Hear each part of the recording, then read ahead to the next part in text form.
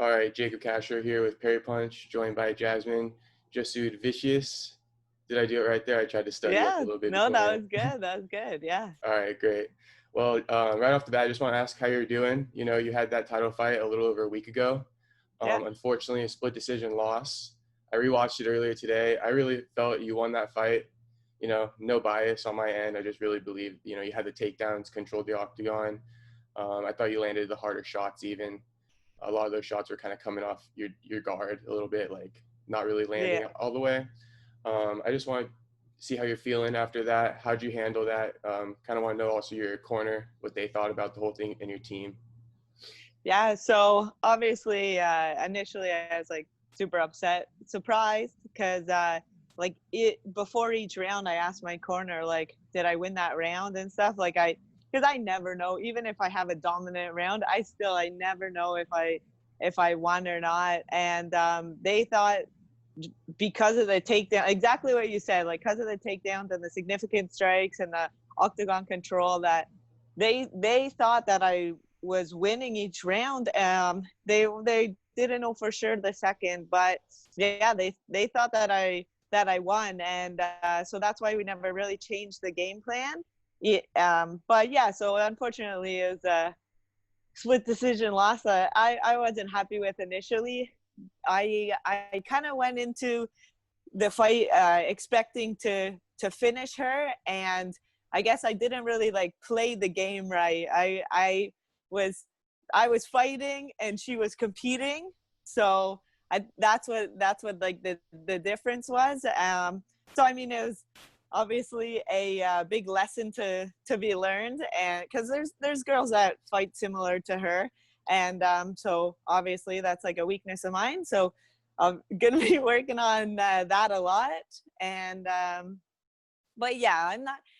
Initially, I was really unhappy with it. That judges are gonna judge with it, whatever. I don't care about that. I was initially upset with my performance, but after watching it again and like kind of like having like the downtime and everything, then yeah, I didn't really like execute exactly what I wanted to do or anything, but I'm not unhappy with it because it's like I tried to fight too hard in a fight, you know, like it. So it, yeah, it sucks that I lost, but it's a good learning experience, I guess. You win Yeah, or you learn. no, I understand, and Yeah. you're right. You win or you learn. That's like one of the top phrases in MMA. I feel like, because Yeah. you know you can't get too down on your losses, or else the mental side is extremely important. So Yeah, I'm can't glad to get hear too that down on your that's your losses or mindset. too high on your wins either. Like just Exactly. stay even keel. Yeah, exactly. And that actually, you know, what you said there kind of reminds me of what I wanted to ask as well, which is, where is that the way she fought you? Was that something you prepared for, or when you kind of got in there, were you kind of thrown off guard a little bit because it wasn't necessarily something you guys expected going into it, as far as just the sticking and moving? She's just kind of like throw a couple shots, even if she doesn't land it, she just kind of moves after that, and she's very Yeah. like elusive in that sense. Was that something you guys prepared for, or even expected going into it? Yeah, we did. That is kind of like in her previous fights, that's what she did. So we did expect it, but I mean, we thought that the takedowns would win the round, and like yeah, I got like turned. So obviously, there's like more to work on with that kind of stuff. But yeah, it was, yeah, she was more elusive than I thought. But yeah, we did plan for it. But I figured once I got my hands on her, then it'd be a different story. But Yeah. yeah, Just so you know how I scored it, I feel like arguably you could have won all those rounds. I mean, the first one, she was kind of at the beginning of the round, she was kind of landing more of the shots, but I yeah, thought you landed the harder ones. I thought you got that takedown, and as well as just the octagon control. I really felt like the first round, I thought it was yours. Even John Morgan, you know, who one of the mm-hmm. announcers, he even said like that round's for Jasmine. And then second Yeah, round, like the closest round for sure was a second, but I thought that second takedown you got, and also like the quick escape from the first a reversal, I thought that was gonna, you know, lock it in for you as well. And then the Yeah. third round, I mean, you were landing those Stipe body shots, you know. You landed a few of those, and you also got Yeah. the takedown. So, yeah, just so you know how I scored, I thought arguably you could have won the entire fight. I was kind of shocked at the split decision, just like you were. I saw Yeah. you checked your glove too. They're like the I blue did. corner I was one, and like, you're like, "Am I the what? blue?" I was like, Yeah, okay. yeah. But And then last thing I had just about the preparation for it. How is it like? You know, you're both. You got 4 fights. She has 1. But how is it preparing for someone with only 1 MMA fight? Is it kind of hard to game plan for it in a sense? Did you watch her amateur fights to get extra footage on her? Did you even know about her going into this at all? honestly, I don't really like. I'll watch their last fight, my opponent's last fights, like one time, and then I just like go in there and I just like I do my own thing. I don't really care too much because everyone changes from fight to fight to fight. So it's like I think she had like 7 or 9 amateur fights, and like my coaches said that she was pretty consistent, like kind of like the stick and move and everything. But I don't really focus too much on my opponents. I'm just like think about like myself. What am I gonna do? What are my strengths and weaknesses? And I kind of like work on that. But yeah, I don't really watch her too much. I hear you. She could have like one fight she could be one way, and then like next fight she comes out southpaw or whatever. Like who knows what it is? So I don't get too hung up on the opponent. Yeah, I get you. It's probably kind of hard to bank on one type of style then because she's probably game planning for you, trying to Yeah, fight like opposite exactly. of how, you know, you would fight Yeah, her. So I hear yeah. you. And so are you where are you staying right now currently? How's the quarantine over there, like the rules and stuff like that? Is it strict? And how much longer do you have to quarantine? So I have, I think, 4 more days. Feels like all the days kind of matching together now.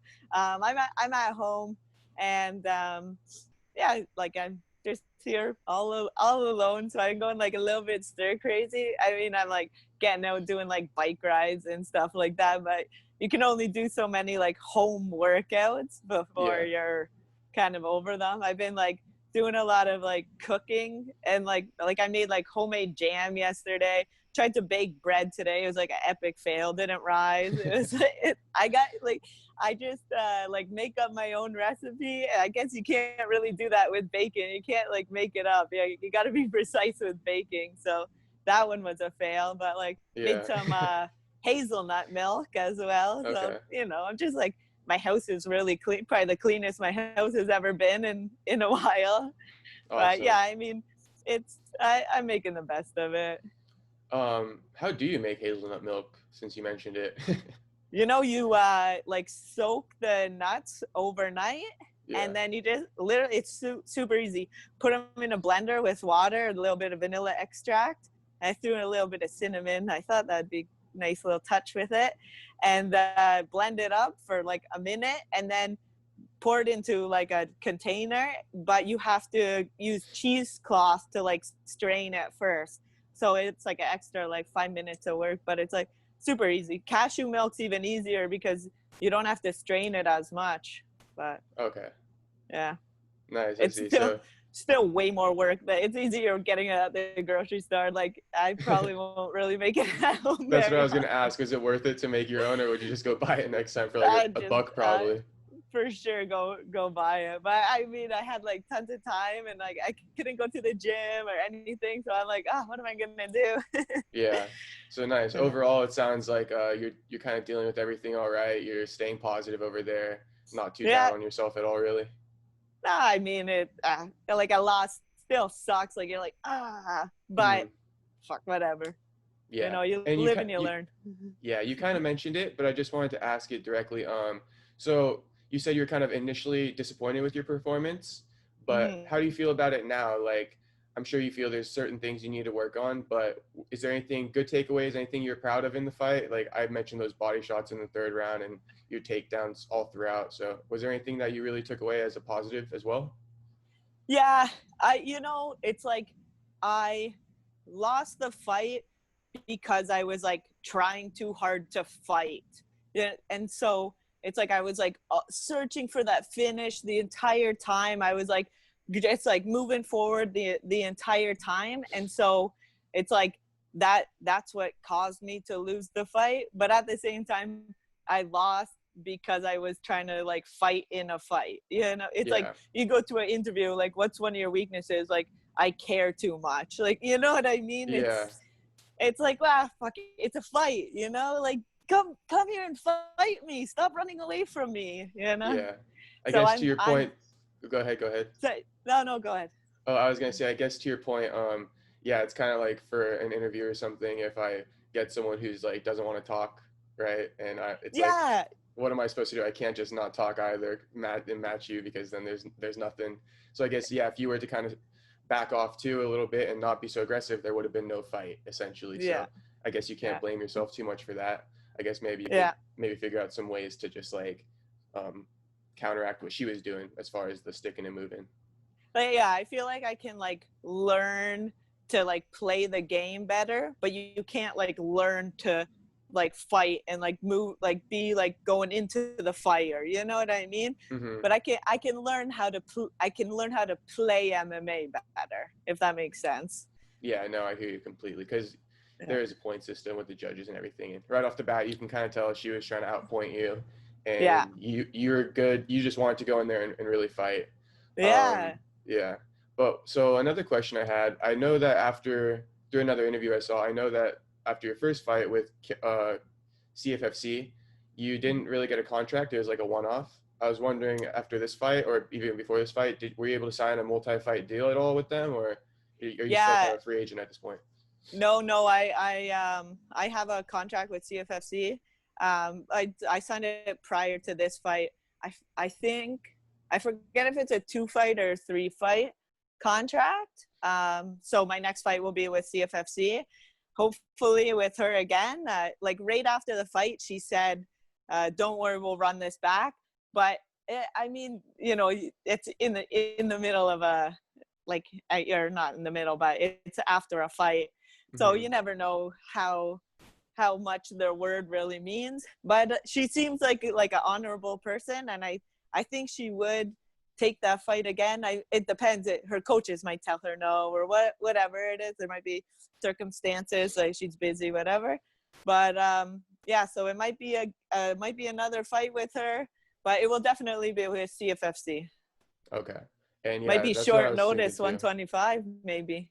Oh yeah, you don't mind fighting Yeah. up at 125 at all? How's the cut to 115? Are you big for the weight class, or I'm as far yeah, as weight wise?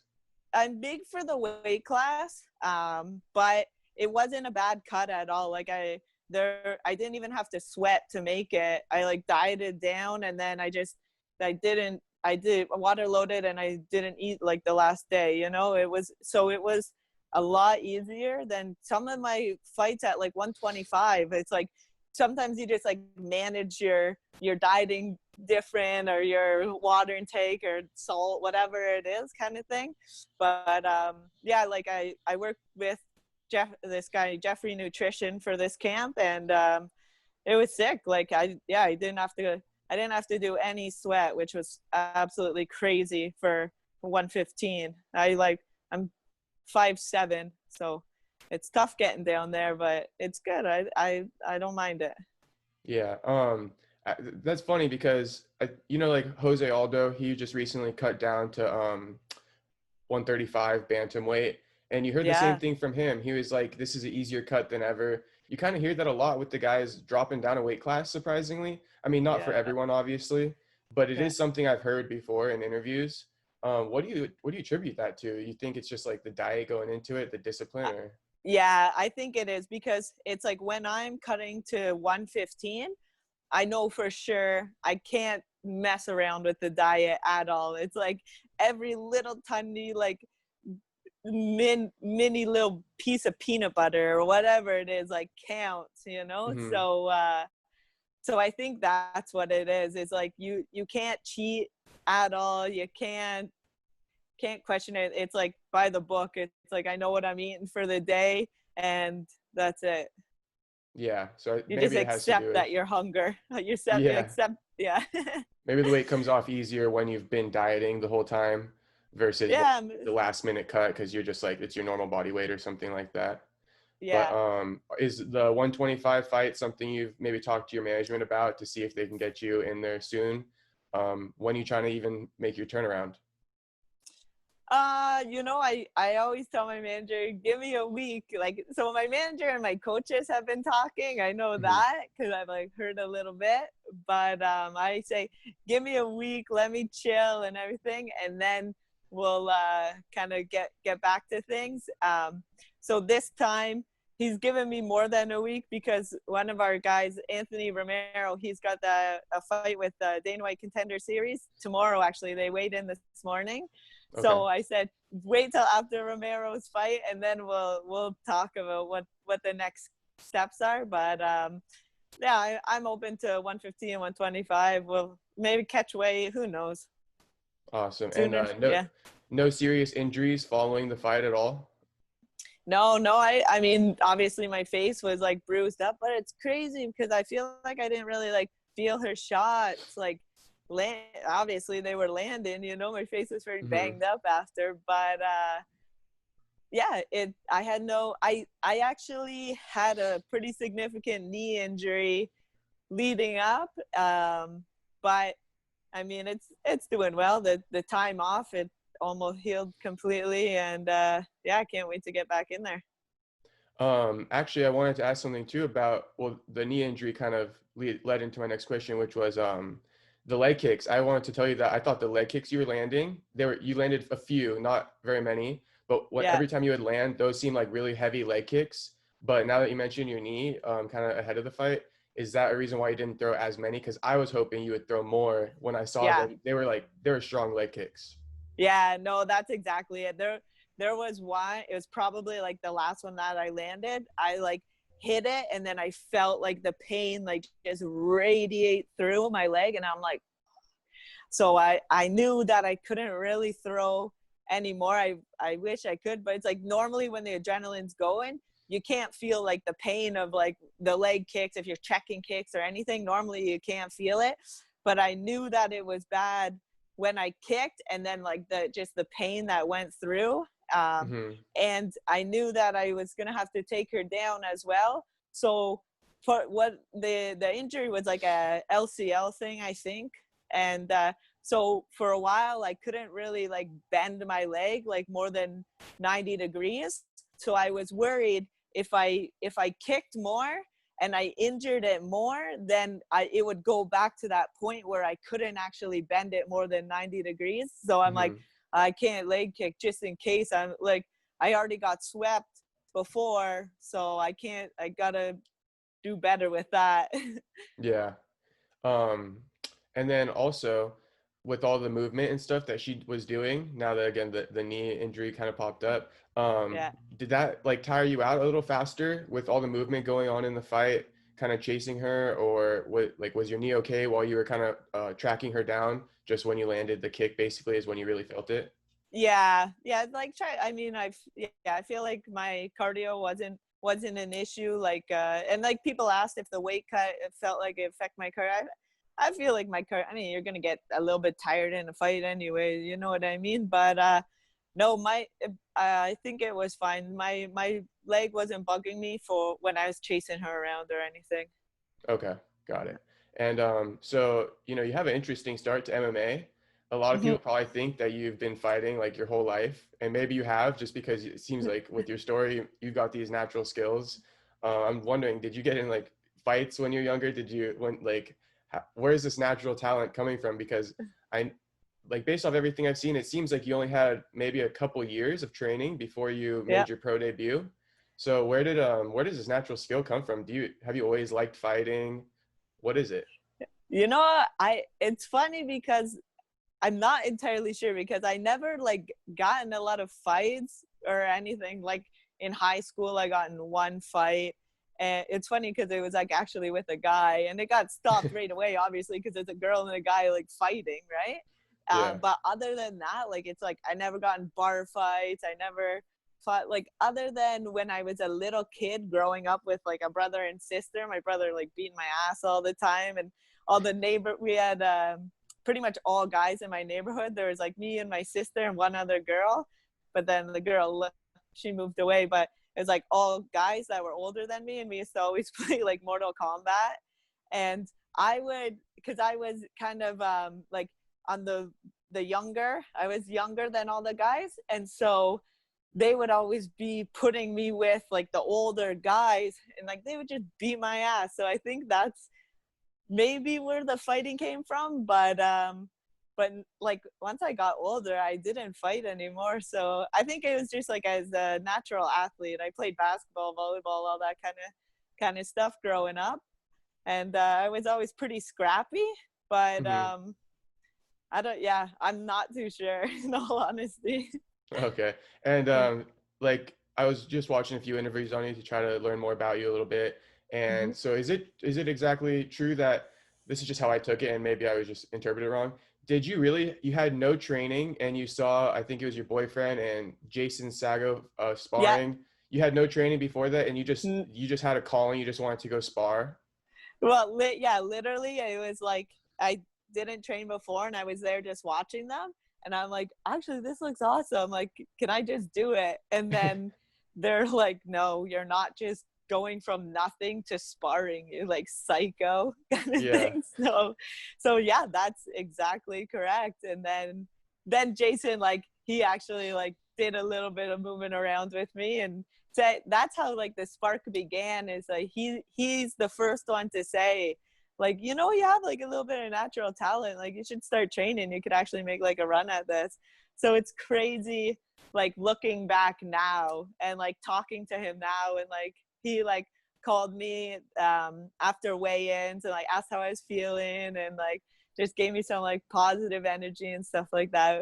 It's so cool now. I even was in Thailand, and he was there as an instructor, and I just like went down to train. So it's like really cool how our paths like just cross so much. And but he lives like on the other side of Canada. Like he's like a 19-hour drive for me. So it's funny how our paths cross a lot for like Yeah. not really, like you wouldn't think they would. Yeah, maybe it's just fate to some degree as well. Yeah, it's cool. So was that like, is it fair to say that was your very first training session ever? Uh, Or did you have yeah. like a little like maybe a jujitsu role before that or something, but or this was your very first training session ever? No, actually, when I was in college, one of my girlfriends, she did jujitsu, and so like there would be like sometimes she would like show me stuff and all that, and like I'm pretty sure I did one of those like box fit classes with my friends, like, but nothing like really real, I guess. Okay, so in all reality, this really probably was your very first training session because I guess we can't really count like cardio kickboxing or something like that. Like Yeah, this was your yeah, very first one, and that's crazy. That is Jason Sago. He's a former UFC fighter, isn't he? Or yeah, yeah, yeah. He I is. recognize his name. So, Yeah, yeah, that's wild. You know, you got these people trying to train and dreaming they come across a UFC fighter or something, and through your boyfriend, it sounds like, and some connections, uh, yeah, from the beginning, you've just kind of been in that circle, and maybe that's a tribute to why you kind of you have some natural talent to you. It's just a lot of people have other things going on in their life yeah. versus you. It seems like the core people are in mixed martial arts anyway, so you don't really have a hard time separating or sorry keeping like your life about that. You don't have something else you're doing, I guess.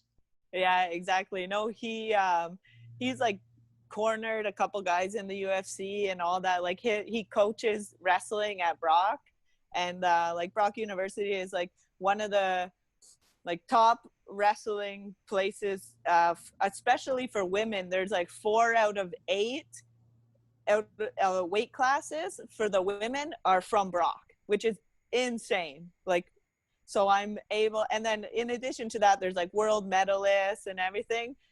So they're all training out there. So obviously he's like a sick coach, and now I think it was actually kind of through Jason that he's really transitioned more to like wrestling for MMA. And so yeah, it's like he was in Mitch Gagnon corner last fight, or I think the last 2 fights, maybe, I don't know, but Okay.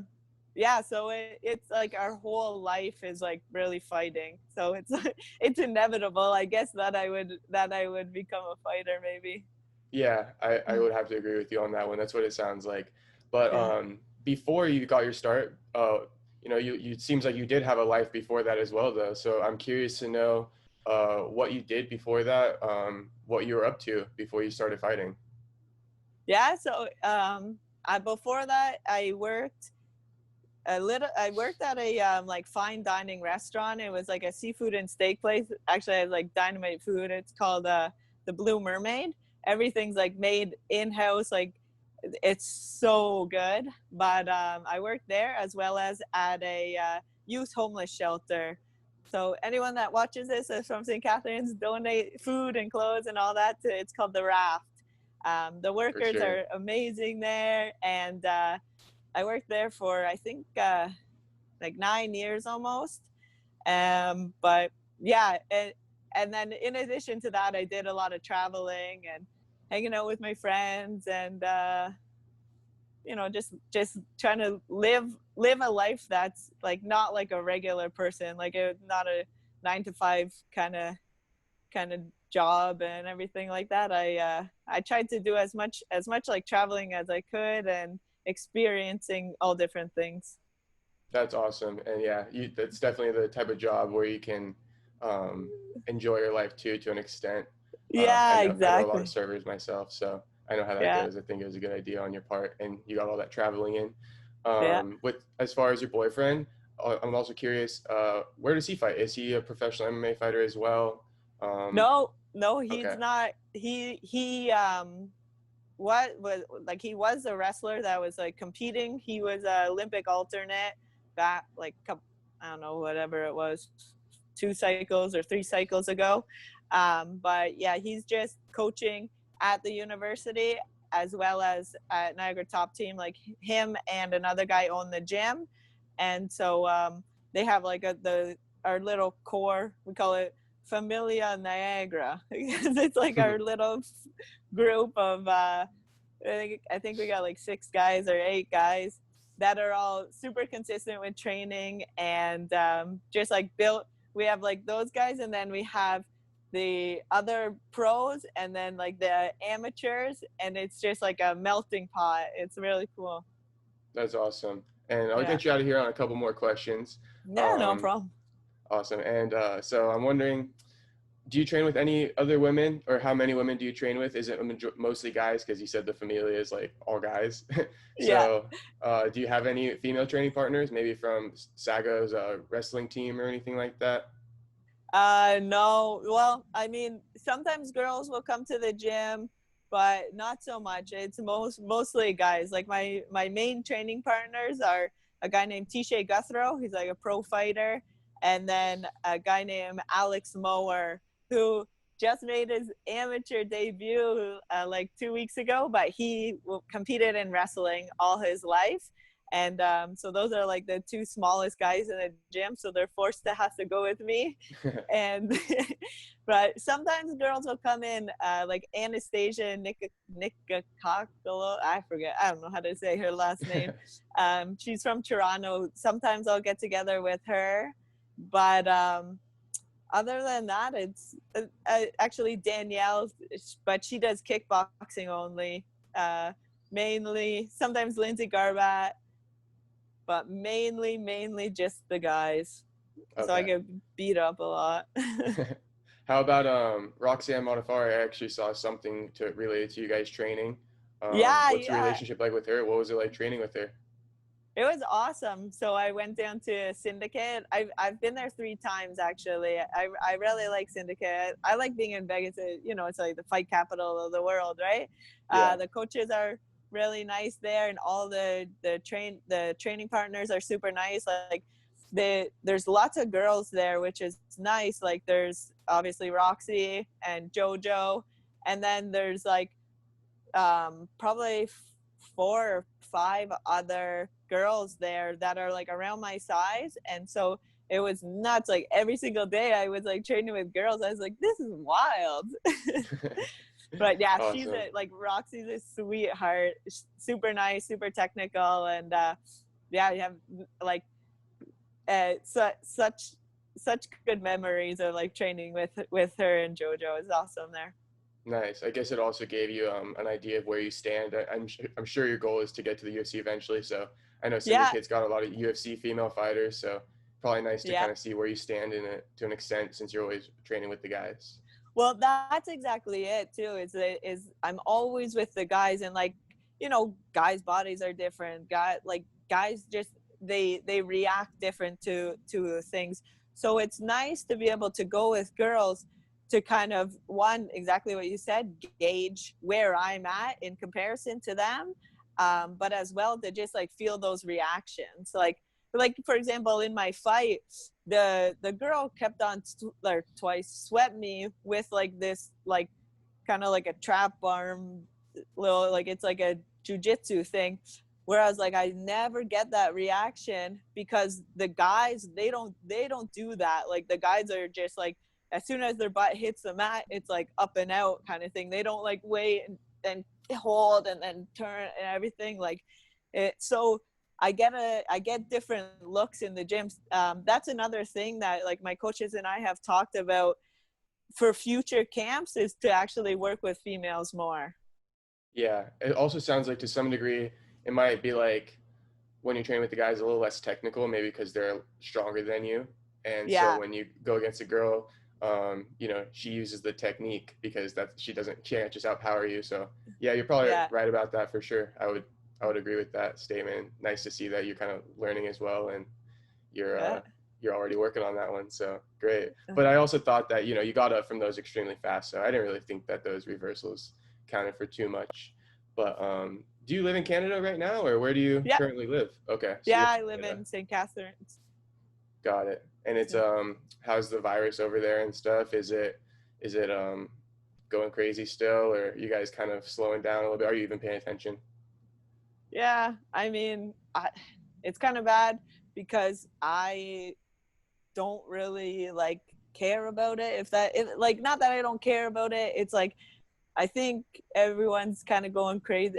I could be wrong, but I think people are going overboard with it. Like from the very very little that I know about it. So I'm probably talking out of my ass here, but um, it doesn't sound like it's as deadly as everyone says it is, or whatever. And so it's like, you know, like I think it was the Buddha or something like that said like the problem with this world is like overpopulation right now. So it's good. There's gonna inevitably be something that wipes out a bunch of people, and I don't think that this is it. In all honesty, um, so I mean, yeah, it's annoying going to the store and wearing a mask and stuff, but I get it. If it's gonna save a grandma, and I would, if it would, like, my grandma's dead, but if it would have saved my grandma, then yeah, it's good. Whatever, I'll wear the mask. But it's not too crazy here. Like people aren't going too nuts. Everyone just kind of abides by the, wear a mask, don't go near 6 feet. It's annoying with the gym because they can't really open. Part of the reason they can is because the coaches have to quarantine after my fight. They had to quarantine, and then still Chris, he's with Romero. They don't get back from Vegas until Wednesday, so then he'll have to do his quarantine after that. So the gym can't really open until September, which is annoying, but it's not too bad here. Are you guys planning on getting together, or have you already gotten together as well and got some training sessions in before September, waiting for the gym to open? Yeah, we have like our little like underground training. I don't know if I'm supposed to say it or not, Yeah, but probably have to be low key about it. yeah, exactly. I got a couple guys that I train with. I haven't actually been back to the gym because my knee was actually pretty bad after the fight. But yeah, I actually like did take the time away, but I did like my own thing. But I'm looking forward to like actually getting back into the gym with all like the regular people. It'll be Right. nice. And as far as your knee, definitely no plans on surgery or anything like that, or do you want to go get X-rays or anything? Are you gonna just home rehab it? Honestly, I'm hoping that I just ignore it and it will go away in all honesty. But I there Canada, it's like takes so long to get an MRI or anything. I've had an X-ray done and nothing's broken or anything. But it needs to. It's like a ligament thing. So I've been doing, like, prior to the fight, I was doing physio, and then I've been just doing like the home physio here. But I'm gonna get back in with my guy after my 14 days, and it seems to really help. So I'm really hoping it just goes away on its own and I don't have to get surgery. So it sounds like for you right now, you want to get back in there, either 115, 125. That doesn't necessarily matter. Yeah. You're looking for a rematch. If not, it sounds like you still want to get another fight either way. Oh Uh, yeah. and then, do you have any other plans other than that? Did you want to, no traveling or anything like that? You just want to get back in there as soon as possible? I don't know. I'm open to anything. Maybe travel, maybe fight. What, like, I think I'll have more of a game plan once my coaches are back, and like I actually talk to my manager about things. Then I'll have more of a game plan. But honestly, like, I'm down to do whatever. If it's like a fight soon, then let's fight it. It'll be awesome. If it's doing some traveling, then like that'll be sweet too. I haven't traveled in a long time, so it'd be nice to do that as well. Great. Well, great to hear. We're looking forward to seeing you back in there as soon as possible, once the knee heals up, of course. Yeah. And did you want to plug any of your sponsors or anything like that? Thank them or anything? Honestly, just yeah. Obviously, thank my sponsors, thank my coaches, thanks my gym, obviously, and thank you for having me. Oh yeah, of course, Jasmine. And thanks for doing this. Thanks for giving us the time. Uh, No, you it's look sweet. you're looking like I you don't. healed up perfectly. So, Yeah, thank you very much. all right. Well, we'll look forward to talking to you again soon. And thanks again for the interview. Sounds good. Have a good one. Thank you, Jasmine.